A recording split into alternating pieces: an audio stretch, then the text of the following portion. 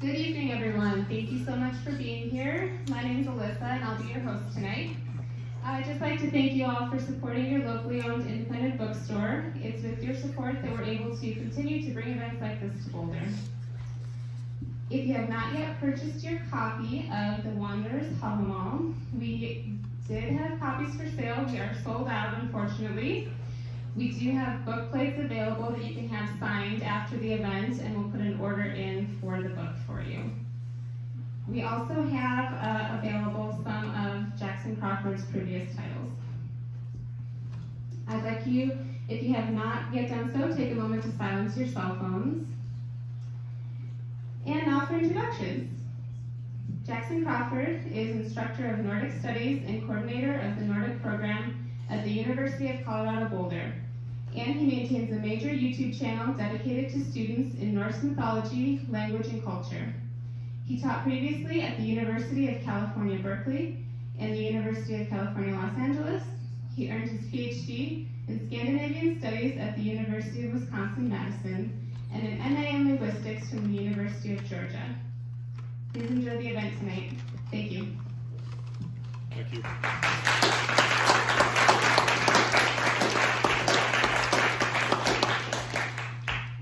I'm Boulder Specialist Dr. Jackson Crawford. Thank you very much for being here tonight, and thank you very much to the Boulder Bookstore for hosting the third book release and signing for me. Actually, my history with Boulder Bookstore goes back further than my history with CU Boulder, because when my first translation, the Poetic Edda, came out in 2015, they let me do one of these just on the strength of being a local author from the Rocky Mountain region, and I owe them a lot for that. That was a time when not too many people believed in me. So today, I'm here to talk a little bit about The Wanderer's Hávamál, which is my new dual language edition and translation of the poem Hávamál. Now, what is Hávamál, for those to whom this may just be a funny word? Let me begin by just reading the very top off of the introduction to The Wanderer's Hávamál to give you a sense of this. In a nutshell, Hávamál is an Old Norse poem attributed to the god Odin himself, and preserved together with other poems about the Norse gods and heroes in a collection called the Poetic Edda, written down in Iceland in circa AD 1270. Linguistic evidence, as well as the pagan contents of the poem, suggest that it was composed orally at a much earlier time, probably in the 900s AD in Norway. The title Hávamál may be translated Words of the High One, or potentially Words of the One-Eyed, either one a reference to its authorship by Odin. Hávamál is largely made up of stanzas that use pithy, concrete language to encourage wise and practical living, but also contains the only extant account of Odin's mysterious sacrifice of himself to himself, as well as an account of his magical capabilities. Let me give you one more paragraph of this because I think it sets the stage well. Hávamál is attested in only one manuscript that has survived from the Old Norse period, the Codex Regius of Poetic Edda, written down circa AD 1270 in Iceland. For a work that nearly did not reach the modern age, it has achieved a certain fame in the early 21st century, often billed as a Viking code of ethics, though that way of looking at it does little justice to the complex contents of this poem, or to the universal character of its advice. More than a simple list of commandments, Hávamál uses clever imagery and succinct metaphors to encourage a patient, practical, and cynical frame of mind that was probably no more ordinary in the Viking age than it is today. Foremost among the poem's values is its emphatic call for moderation. Drink, food, love, wisdom, and talk, among other pleasures, but never for abstinence from them. Hávamál is resolutely a poem of this world, of enduring its hardships rather than of withdrawing from them. And that's part of what I want to make the theme of tonight. Why Hávamál? Why is this a worthwhile text for us to read today? Beyond just a perhaps passing interest in Norse mythology, what can this text bring of value to your life? This has actually brought quite a bit to mine, and it's tied up with the whole story of how I got into this stuff in the first place. Since someone will always ask this during a Q&A, I might as well go ahead and handle that. I have no Scandinavian background or heritage. I'm not Scandinavian. You can look at me and probably tell that. But when I was in grade school, I was obsessed with dinosaurs. And because of dinosaurs, I got really interested in evolution of living beings over time. And then in middle school, when I had to choose a language to take, I took Latin because of the dinosaur names were in Latin. And from Latin, I learned that language evolves too, right? Because I was able to compare Latin with the Spanish that I heard around me and say, oh, this is just an earlier stage of that. So I went looking for an earlier stage of English, found Old English, and then I found its forgotten sister, I like to say, Old Norse. And at the same time, I had a weird class in 7th grade that was called Adolescent Literature, which was actually basically just that the teacher, her name is Jean Schwartz, told you to read books that she wanted you to read. And she decided that I needed to read about mythology. So she gave me Edith Hamilton's Mythology. Many of you know that venerable old book. And it's mostly about Greek and Latin myth, but it's got this little 5-page appendix at the end about Norse mythology. And it's funny because she complains about how nobody translates Norse mythology into approachable English. She's like, I guess it's just like Old Norse has a really clunky structure. It's like, well, I tried to address that 6 years later. But she quotes from Hávamál in that book, and I remember, being 11 or 12 and reading just these couple stanzas. I remember one of them was, I think 63, if you have a secret, tell it to one person, never to two, because what's known to 3 people is known to everybody. I remember reading that and thinking, man, that sounds like Papa. It sounds like my grandfather, right? And so much of it did to me. And he had always told me about his Code of the West, right? The kind of philosophy he had grown up with. And he was never able to give me a codification of that Code of the West. But when I tracked down Hávamál for the first time, I can't remember what obscure ancient translation it was. It might have been Olive Bray's. I felt like for the first time I kind of found that Code of the West. But I also didn't like the translation. I've never understood this notion that because it's old, it needs to sound old in English, right? This didn't sound old to somebody in, well, certainly the 900s. It might have sounded a little in the 1200s. But at the time it was composed, it wasn't composed to sound archaic. So I thought, why does it need to sound archaic to us? What does that get us? Except the people who grew up in the King James Version of the Bible, that sounds right, elevated to them, imposing to them. I wanted to write it in approachable English. So starting in 2003, when I was learning Old Norse for the first time, the first thing I wanted to read was Hávamál. And I was able to find stanzas of it in E.B. Gordon's Introduction to Old Norse, which some of you may be familiar with. It's a super old, not even pedagogical at all, like late 19th century style philological grammar. And by 2010, I was working on my own translation of Hávamál just as a personal project. At the time, nobody else was going to see it, I didn't think. And then in 2011, I got hired at UCLA. And so I finished my translation of Hávamál, did some of the other Eddic poems. Eventually, all of that became my translation of the Poetic Edda with Hackett. That led to the Saga of the Volsungs. And then in February of this year, I had just gotten out of 4 days in the ICU. Why is not important? It was a bad month.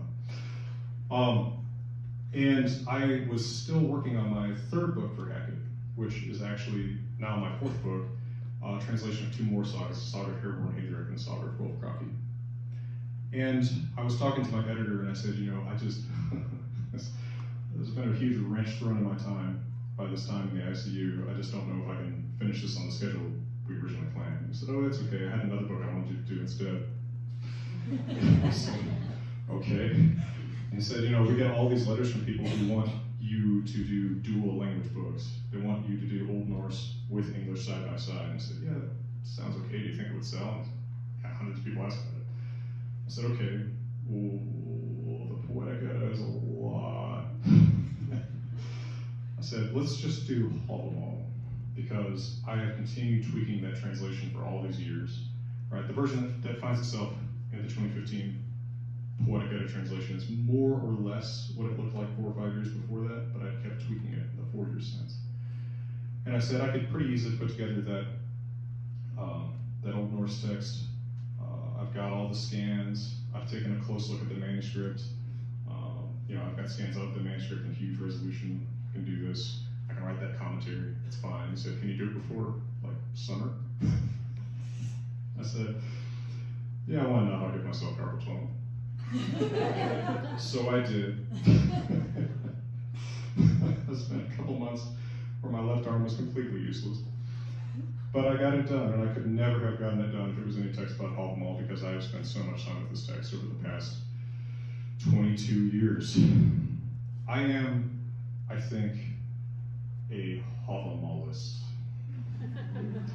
I don't know what else to call it. I think one of the things that's so great about Hávamál, you know, people have interesting attitudes toward ancient texts, right? They go to it doesn't have to be the Bible. People get something that connects with them about some ancient texts. Oftentimes it is Hávamál. And I think they start looking for the answers to everything. And I'm not someone who's going to tell you that the answers to everything are in Hávamál. Hávamál's not going to tell you what job to take. It's not going to tell you what to major in. It's not going to tell you who to marry, who to divorce. It's not going to tell you how to file your taxes. It's not going to help you balance your checkbook. Hávamál isn't a complete philosophy, and it's not a creed. It's an attitude. It's a codification of a skeptical, down-to-earth, individualist, honest attitude that I think we often refer to very vaguely as the code of the West, at least in the circles I grew up in. It is not the creed of a faith, and it is noticeable how unreligious it is, how secular it is in tone and content, right? One of the most religious stanzas there is, and at 145 begins, "It is better not to pray at all than to pray for too much. Nothing will be given that you won't repay." Right? You are not supposed to come to the gods begging for things. And notice that it never talks about the afterlife. Right? The most famous stanzas, the ones that people most freely quote and most freely call me names about on the internet, are 76 and 77. Right? Cows die, kinsmen die, you yourself die the same way. I know one thing that never dies. 77 says, "The judgment on the dead by the living." No mention of the afterlife, but rather in how you live on among those who continue to live beyond you. It's a poem of this world, and as I say in the introduction here that I was just reading from, a poem of enduring its hardships rather than escaping from them. There's no talk about some other place. There's a lot of talk about this place, how hard it really is. Hávamál's not going to soothe you, right? It's really not a soothing text. It's going to kind of punch you in the arm and send you back out there, kind of like my grandfather did. So let me read a little bit from the actual translation itself, but first I'm going to read the same stanzas I'm going to read in translation in Old Norse, so that you can get a feel for that. I'm going to do stanzas 32 to 40. You may open your hymnals.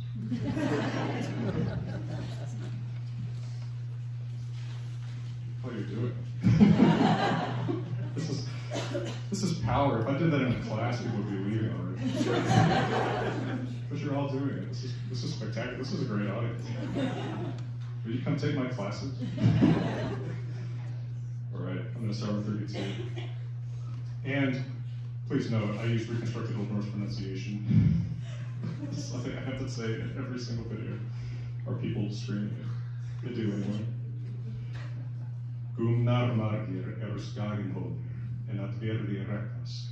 Alda róg það hún verra, órir gestur við gest. Orðlega verðar skuli maður oft få, nema til kynnis komi. Sippar og snópir, lætur sem sólin sig, og kann regna að få. Let me stop and point one thing out. You see in stanza 33, there's that little symbol that looks like a Greek letter psi, and actually we did print it as a Greek letter psi, because it's exactly how the rune Mother looks in the Codex Regius manuscript. So the rune is named Mother, which means man or person, and so the Codex Regius scribe used that rune to abbreviate the word, because they're always looking to save space. I think it's a cool effect, and I've never seen that in another printed edition, so I wanted to include that where the scribe used the rune. Back to the text, 34. Avlar mikits til ilsvinnar, þótt og bræðtu búi. En til góðsvinnar líkja gagnvegir, þótt hann sé farin. Ganga skal gestar vera í einum stað. Ljúfur verður leiður lengi sittar, annars flöttum á. Bú betra, þótt lítið sé, allar heima hver. Þótt tvær geitar eigi og tágröfn sál, það þó betra en bön. Bú betra, þótt lítið sé, allar heima hver. Blóðugt hjarta, þeim biðja skal, sér í mólvert matar.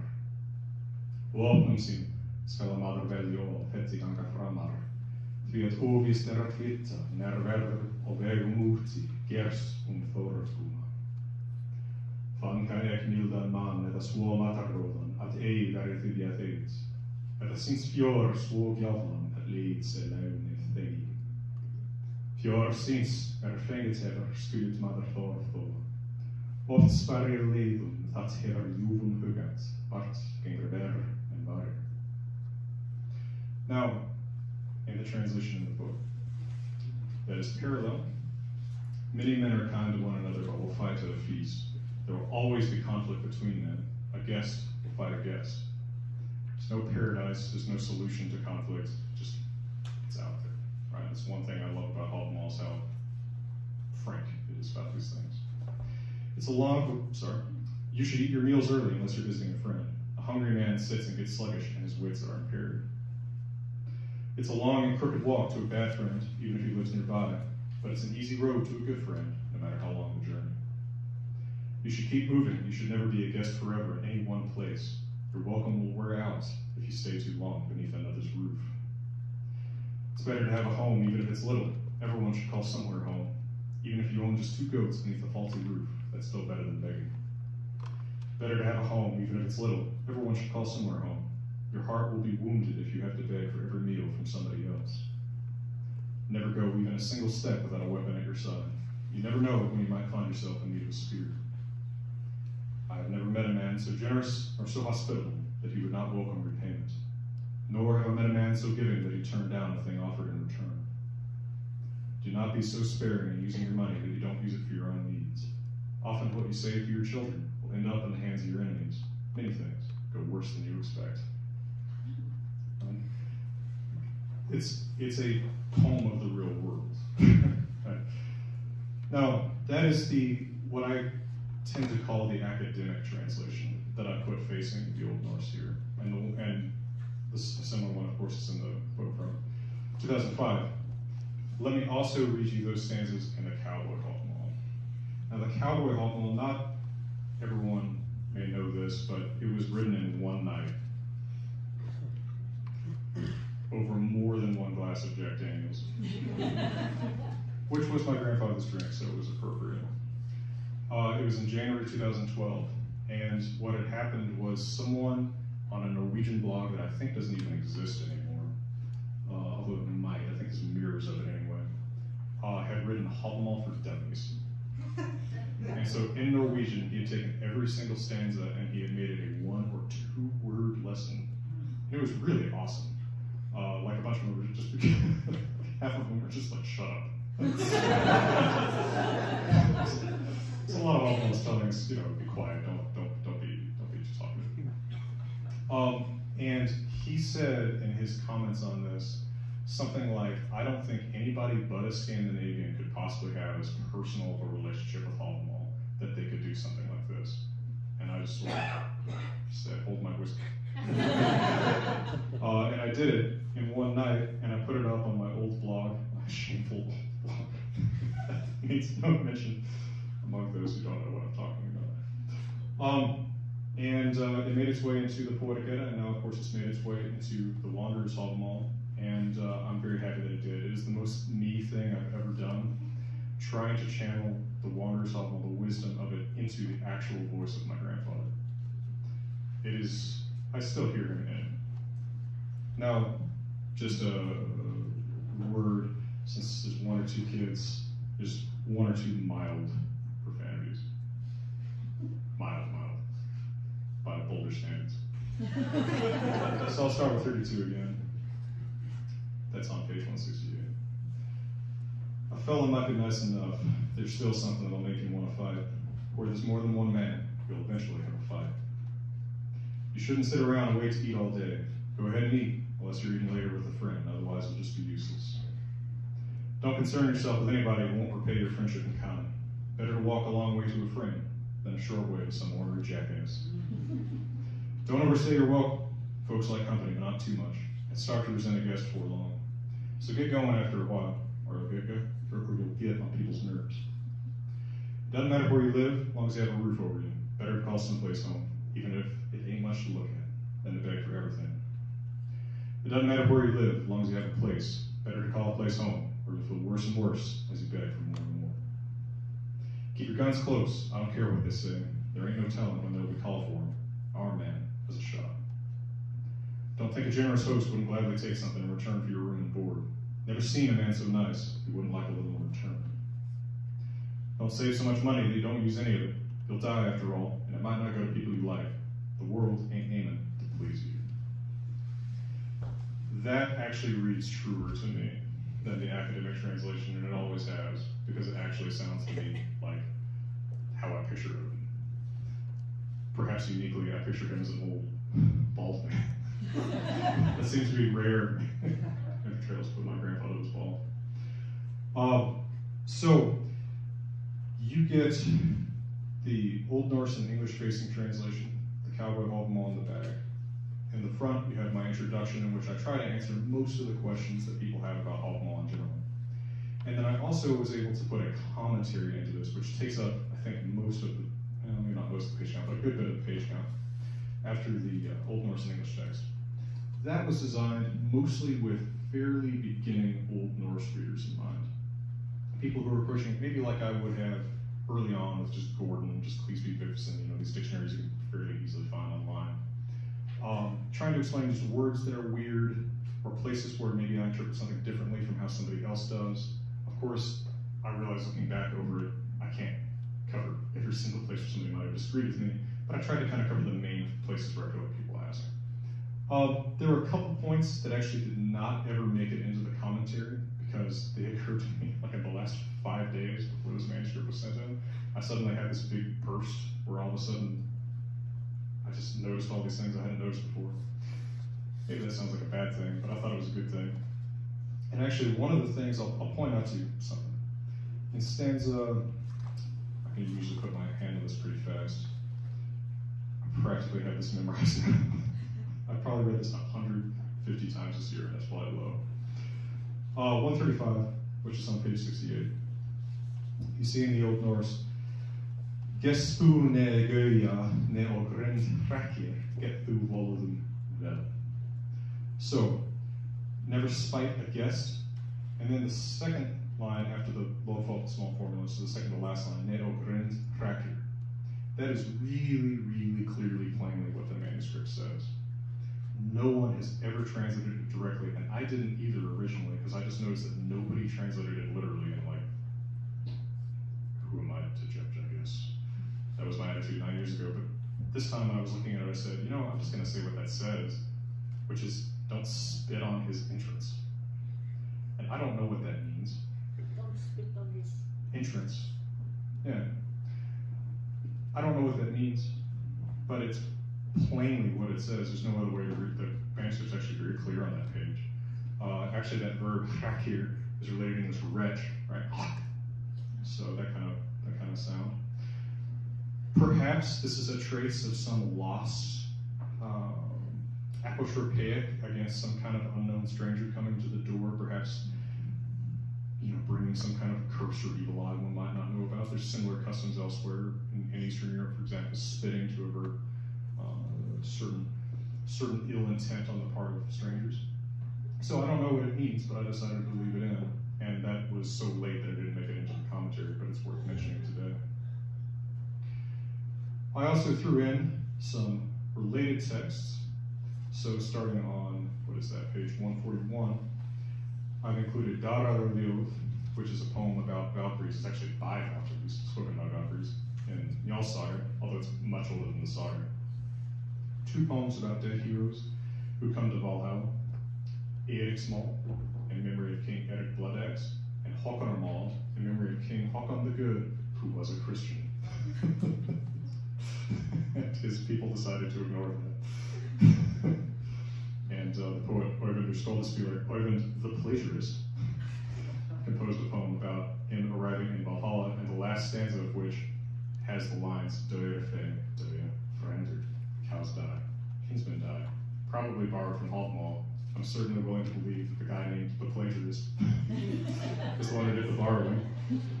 And then the scene from the saga of Gjátrek, where Odin demands a symbolic sacrifice of a king that turns into a real sacrifice. by hanging and spearing, which is the same way Odin describes sacrificing himself to himself in stanzas 138 to 139. Of course, this all ties into the character of Odin more broadly. I think when you're looking at Hávamál, what you're looking at is 5, 6, maybe up to 9, there's that special number, poems that are originally separate, but that all have some association with wisdom. Odin is the god of wisdom par excellence for the Norse, because he's the one who suffered for it. Right? We always attribute wisdom to those who have suffered. You think about Rust Cole in True Detective. You think about Harshville situation. You think about old people who have suffered a lot in their lives. Those are the people you go to for wisdom, not to the 18-year-old skateboarding past you. Right? We think of wisdom as coming with suffering, and Odin has plentifully suffered. He's given up his eye, he's hanged, and speared himself. And all of these poems share in common some association with wisdom as broadly defined by the Norse, because to them, wisdom isn't just practical. It's not just the practical advice of the first 80 or so stanzas, but they also consider basically trivia and magic to be part of wisdom too. And when you understand that that's part of their definition of wisdom, the entire poem really is about wisdom, even though the last 18 stanzas are him bragging about the magic spells that he knows. And he doesn't teach those. But he's saying, it's another respect in which Odin is wise. And you can read him as the speaker of all of it, even though in the first 80 or so stanzas, the classic part of Hávamál, the advice part, people usually call Gestafolter, part. The only real hint that it's Odin is that he mentions Gunnlod, one of the women he talks about seducing in the next part, Odin's love adventures. Odin is a difficult god. As he says himself, and I'm going to say stanza 110, who can trust Odin? Right. This is the same god who took the name Boulder, evildoer, and went wandering in either Midgard or Jotunheim, came upon 9 slaves working in a field, mowing the sides, and said, "Let me sharpen those sides for you." And the story told in the prose by Snorri. Sharpens up their sides with his whetstone, hands them back to the slaves, who say, "Wow, these are the sharpest they've ever been. Can we buy that whetstone from him?" And he says, "Sure." Throws it up in the sky and says, "Whoever still alive when it comes to the earth can have it." Right. And they kill each other. He catches his rock, and he goes along his merry way with 9 more men for Valhalla. Right? He is not a god of soothing and comforting in the first place, so we can't expect his wisdom to be soothing and comforting. But I think that we can take a lot of practical tips on how to survive in a treacherous world from a treacherous god who nonetheless advises us to be pretty much honest. Not always honest. He says be treacherous to those who are treacherous to you, but otherwise be honest. So that's a little spiel about Hávamál, why I like it, why I did this, a little bit of the background about it. Happy to take your questions, remarks, criticisms, comments, manifestos, allegations, imprecations. If anybody would like to voice one, sure. How is your reaction now, as opposed to when you first started making videos and doing all these types of things for people when they respond to you with all this negativity and, less than beautiful terms? You mean online? Yeah. Well, let me introduce you to my cyber bodyguard, Stella. Will you please stand up and say hello? This is my assistant, Stella Boswick, who's Stella.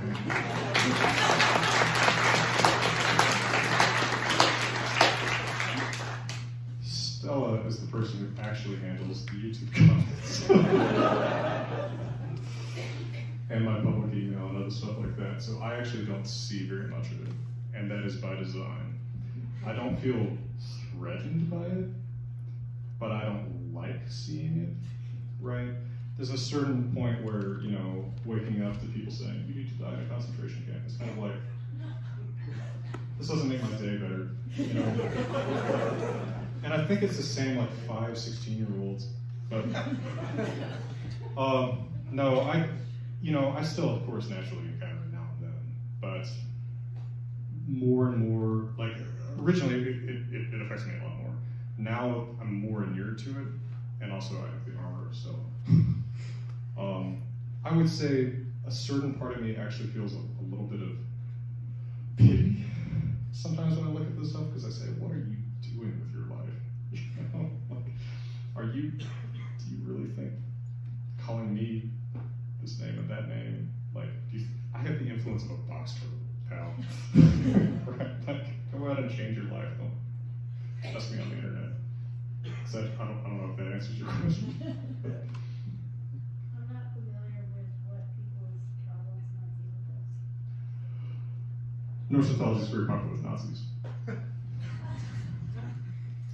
To quote one of them, it is the true religion of the white race. Yeah. I'm not a Nazi. Just so you know, I don't toe any of their talking points, and they have a specific way of talking about this stuff. It's pretty easy to see. Like, they have certain little flags they drop in and everything. And because I don't drop those flags in, they know I'm not one of them. So some of them have decided, and I'm not joking, that I'm an 11,000-year-old Jewish man. 800 years ago, they knew me as Snorri Sturluson. I have dedicated the past millennium to corrupting the true religion of the white race. Yes, I am Snorri.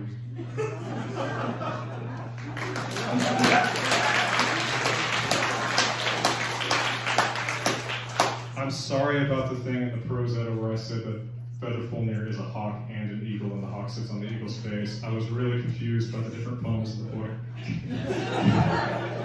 No, that's the main thing. And so it's just, you know, I don't even want to talk about it.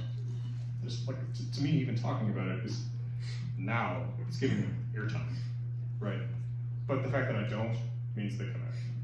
And the more attention I've gotten, the more they come after me. But this has existed way before all that happened in those times was even a blink or a thought in anybody's eyes. I mean, Sure. This is part of the whole, I've never been Jew, this is has been part of my culture, it was part of Absolutely. my forefathers' culture, and it's a living part of it. Absolutely, the Nazis don't own it, and that's one of my big points. Is, you know, this belongs to whoever wants to take it, and there's a lot of people in Scandinavia who, of course, I'd say 99.99999% of people who don't have those associations, but unfortunately they are trying to make it associate with them. I almost am sad that I'm mentioning it right now because I try to not give them the airtime. I have a follow-up question to that. Sure. I feel like Steve beat you very well, Mr. Sturluson. Thank you. Thank you. The secret is Jack Daniels? vellum. Vellum. Yeah. But seriously, how does one who really digs on Norse mythology and likes to read runes and really is into the artwork and things like how do you go forward doing that with the worry that you know, should I wear that shirt or something? I think that I'm a Nazi. Should I you know, is the right answer just to say, you know what, this is mine and you don't own this, and I think for people who want to wear things like runes or whatever, I think that is the right attitude to take. They don't own them. I advise against some specific combinations of symbols because they are so co-opted. Back in the day when I actually would still respond to some of those tattoo translation request emails before there were like 1,000 a day, I remember telling some people, you know, some cops are actually trained to see runes as like gang signs, so you've got to watch out for that too. Personally, I don't wear runes and that kind of thing. I mean, my culture is different. I'm actually kind of an outsider to this, to the sort of modern Viking culture, which is a big subculture now, right? This Vikingophile culture has really grown up. I think it really started with the Lord of the Rings movies, but I'm not totally sure. I still think that's really about where this started to get real popular again. But I'm not actually really part of it. I'm more like a weird external advisor to it who knows Norse, right? Personally, you know, I guess it's like how other things have been co-opted. I mean, I think about something like the Gadsden flag, which originally has no racist connotations whatsoever, and then certain people using it at certain rallies start getting it associated with those ideologies, and you start wondering, you know, you start seeing it and wondering, does this have the original meaning or does this have the later meaning? And I don't want to see that happen with I say, wear what you want. I don't, because it's not really my thing, but I say wear what you want within reason. There's certain things you shouldn't. I'm not going to get into that because I need a big PowerPoint. Any quick scholarly responses to the words Wagner and Tolkien? Wagner and Tolkien. Wagner is interesting because he really takes so much of the saga of the Volsungs. Like, the DNA of his story is more Volsungs than it is Nibelungen Lied, even though he uses more of the names of the Nibelungen Lied. So it ends up being that when I teach Volsungs, of course that was my second book, hope you'll all check it out. When I teach Volsungs, you know, I do run into people who know Wagner, and they end up being the most confused of all. This is not like Wagner. No, all the names are going to mislead you, but it really isn't. I don't like the Nibelungen Lied. Hot take. I don't like the German version. So I actually... You can go, sir, you're being disrupted. This is Professor Fonda from our department.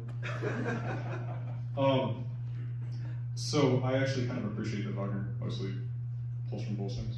As to Tolkien, I'm actually not a big fantasy reader, another hot take.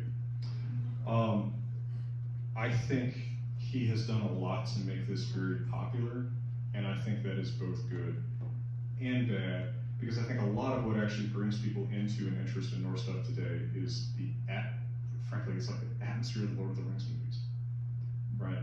They read the Eddas and the Sagas, and they get that same kind of mysterious world, it's kind of shadowy, kind of foggy. There's these other, you know, there's elves and trolls and giants and dwarves. And I think that actually distorts Norse mythology toward a Tolkienian perspective that's really not theirs. Norse myth is way messier. We don't know what a dwarf is. Right? They're craftsmen. You know, we can't even really say like what they look like. We have no clue what an elf is. And trolls are like 15 different things, right? And I think Tolkien has in a way limited and closed off how people think about this in a way that I think is a little bit unfortunate. But there aren't really elves in Scandinavian folklore. No, but the They're word called something else. I mean, that's a more British. yeah, the word elf isn't Old Norse, Olver, but it's very, very, very, very, very vague, and we can't really tell what it is. See, I think it's the same as dwarf. That's my hot take on that. So, in special regards to Cowboys Hávamál, I guess I would kind of think, do you think those relate to truisms kind of like psalters in Western tradition? I think so. I think the two books that come to my mind first as comparisons for Hávamál are Proverbs and Ecclesiastes. I think the tone is more Ecclesiastes, but the style of like small little aphorisms is more Proverbs. Actually, you can also go 40 miles out of the area of Colorado that's yellow on the map because it's urbanized. Go to any little town's bookstore and you will find a whole bunch of little aphorisms on the shelf that are called like, you know, more Western sayings than you can shake a stick at. More Western sayings than you can shake a stick at too. And 80% of them overlap directly with some sayings at Hávamál. That's what I was getting at too. Yeah. How many truisms do you find in translation that were just so down to earth they seem to overlap entirely with like kind of that American? Yeah, tons. Actually, the introduction, I have a, what's the word? Is it epitaph? Way words don't count them, a Western saying. And I remember from my grandfather that I think is also kind of a close parallel to the general tone of Hávamál, that people who talk too much are the ones who don't have as much to say. Maybe I'm violating that myself right now. Could you tell us a bit more about your grandpa, where he lived, what his, how he made his living, and sort of his background and how it has influenced you?